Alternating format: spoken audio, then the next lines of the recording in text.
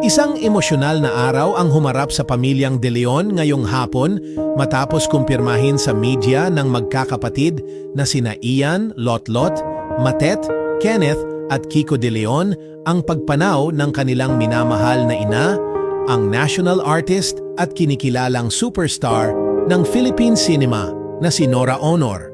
Sa gitna ng kanilang matinding pagdadalamhati, nagsama-sama ang magkakapatid upang magbigay ng pahayag at pasasalamat sa mga sumuporta at patuloy na nagmamahal sa kanilang ina.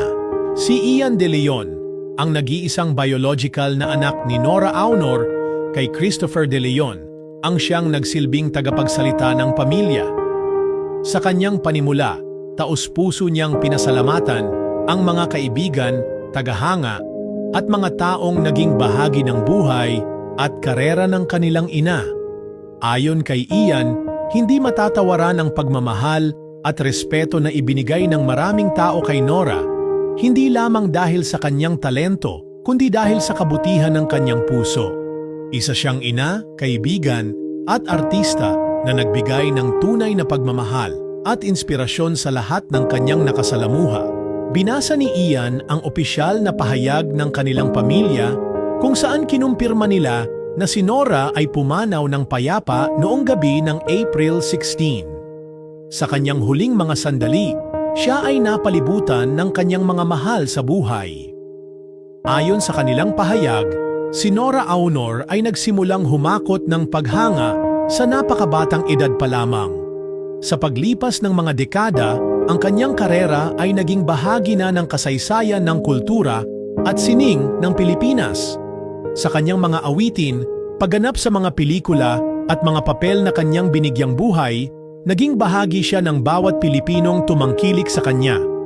Ang kanyang kontribusyon sa sining ay hindi masukat at ang kanyang alaala ay mananatili sa bawat tugtugin at kwento na kanyang iniwan. Kasunod ng pahayag, pinasalamatan ni Ian at ng kanyang mga kapatid ang lahat ng mga nagpahayag ng pakikiramay at pagmamalasakit.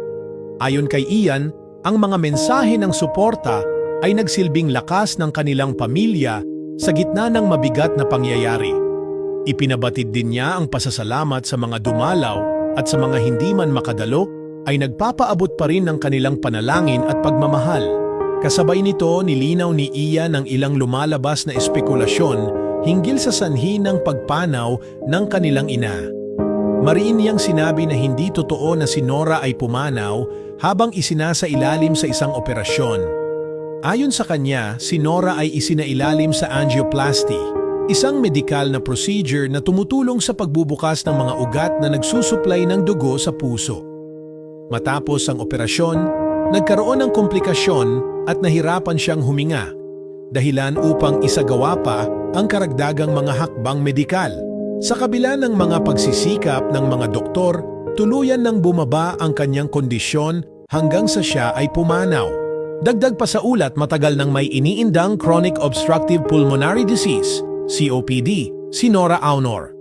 Isa itong malubhang sakit sa baga na unti-unting nagpapahirap sa pasyente sa paghinga.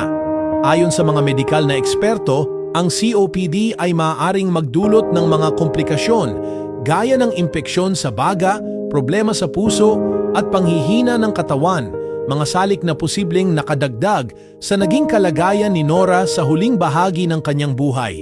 Sa pagtatapos ng panayam, hindi maitago ni Ian ang kanyang lungkot, ngunit sa kabila nito ay may pagmamalaki sa kanyang tinig. Ibinahagi niya na bagamat wala na ang kanilang ina sa pisikal na anyo, mananatili sa kanila ang lahat ng aral, alaala at pagmamahal na ibinahagi nito sa kanilang magkakapatid. Ang mga alaala ay hindi kailanman mawawala at ang mga aral ay magiging gabay nila habang buhay. Sa gitna ng kanyang pagluluksa, dala ni Ian ang pasasalamat sa kanilang ina, sa pag-aaruga, sa inspirasyon at sa walang kapantay na pagmamahal nito hindi lang sa kanila kundi sa buong sambayanang Pilipino. Ang pagkawala ni Nora Aunor ay isang malalim na sugat hindi lamang sa kanyang pamilya, kundi sa buong bayan na tumangkilik, humanga at minahal siya. Isa siyang huwaran ng isang tunay na alagad ng sining, na buong puso ang pagbibigay ng kanyang sarili sa kanyang sining at sa kanyang mga tagahanga. Ang kanyang buhay ay mananatiling inspirasyon at ang kanyang alaala ay patuloy na mamumuhay sa puso ng bawat Pilipinong kanyang naantig. Paalam, Nora Aunor, sa kabila ng iyong pagpanaw, ang iyong liwanag ay patuloy na magbibigay ningning sa sining at kultura ng ating bansa. Salamat sa lahat!